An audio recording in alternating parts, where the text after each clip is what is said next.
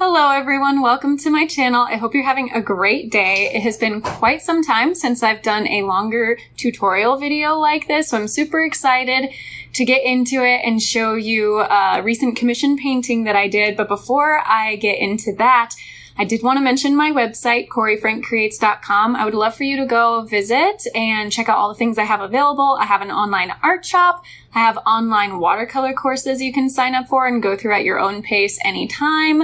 I also have some in-person workshops if you happen to be local in the Colorado area where I'm at. I would love to see you in person. So go ahead and check that out, CoreyFrankCreates.com. For today's painting, I had someone who commissioned me to do Bag End, which if you are a Hobbit or Lord of the Rings fan, you know what that is, but that is the main character in The Hobbit, Bilbo Baggins' home. And I love the Lord of the Rings, I love The Hobbit, so I was super thrilled to do this painting. And it took quite a bit of time, I would say altogether, including the sketch and the painting was around 18 hours, so I have condensed it way down for you in just a few minutes, and I'm going to talk through some of my process, things that I did, and how it came about. So without any further ado, let's go ahead and jump right in.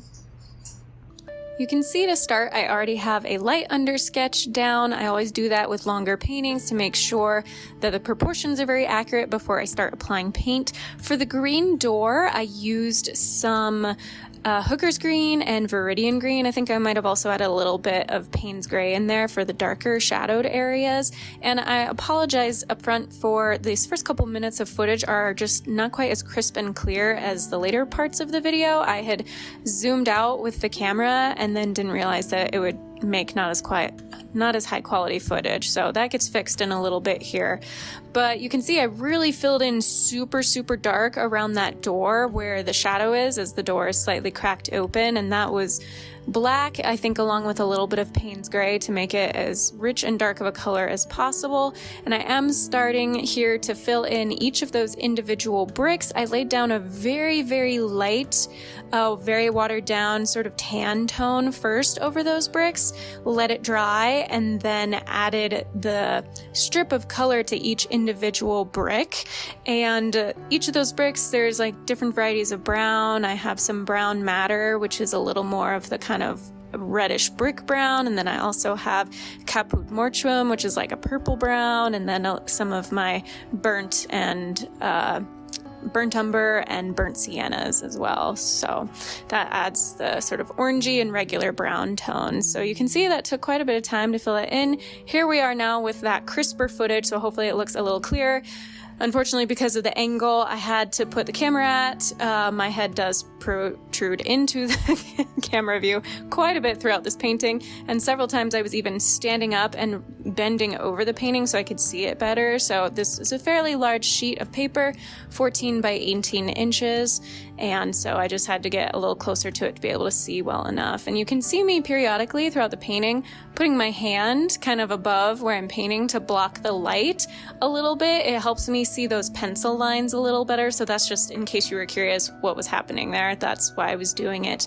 But just slowly kind of building up here, doing the individual bricks and then painting the surroundings. So around the door we have that kind of yellowish tan sort of stucco I think material, and then the ivy that is right around the door. You can see a little bit of that on the right side of the door. There's these cute little flower pots right in front on either side, so filling those in. And again, this footage is sped up way fast, just to really condense it down. There was a lot of footage that took with this, but really just kind of focusing on each area and slowly building out. And whenever you have areas that need kind of like this sort of greenery, the vines, I guess, right around the door, you sort of fill in with kind of a wash of color. I also did it on that little kind of like flower bush to the left there, where I painted the little dots of red for the flowers, but then around them painted kind of a lighter wash of paint, let it dry,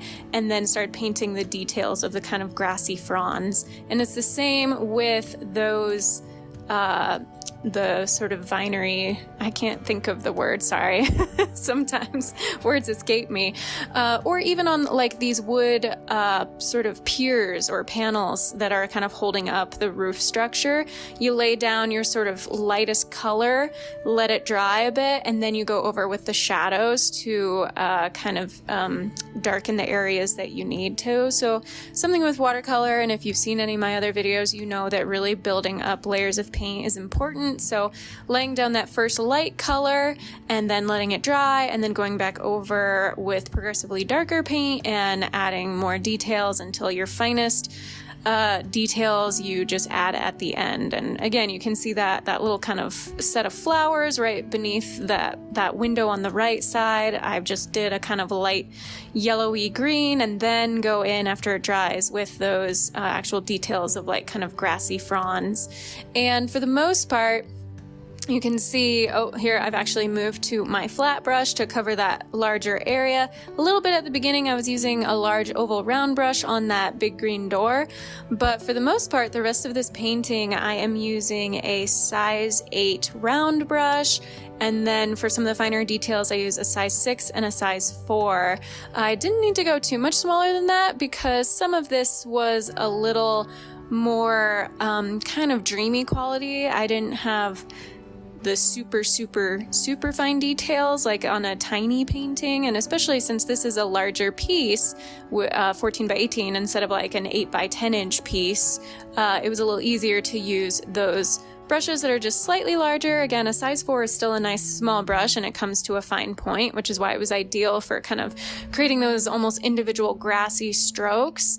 And you can see how just building up this texture, it becomes our eyes can fill in the detail. We don't have to paint every single blade of grass or every single leaf. We can just have kind of variations between light and dark. So starting out with that light wash and then kind of maybe putting some slightly darker washes and then adding some of those details and really like bigger lumps of grass over the top. So that's really kind of what it's all about. And I tried to kind of, you know, focus in on each area. And then when I felt like, okay, that area is built up enough, I'm going to move on to this other piece. You can see over along the right side of the painting that there's another kind of window starting to peek out. And please forgive me for that sound in the background. I am dog sitting and the doggos are in their kennels and sometimes they shift around. So please forgive me for that distraction. But anywho, I've got here, we're getting kind of close to the end. I've really built up quite a bit of green sort of on the hilltop. You can see the bag end. It is basically underneath a hill. It's the hillside itself built into the hill. So I've got that green at top and then all the sort of ferns and greenery coming around it, and then that grassy part between kind of the door and then the other window. And you can see there was a lot of green in this, so I had to continually mix up the tone over and over again to add in those details. The steps had a little bit of like Payne's gray and burnt sienna, which is a super dark brown, just watered down a lot.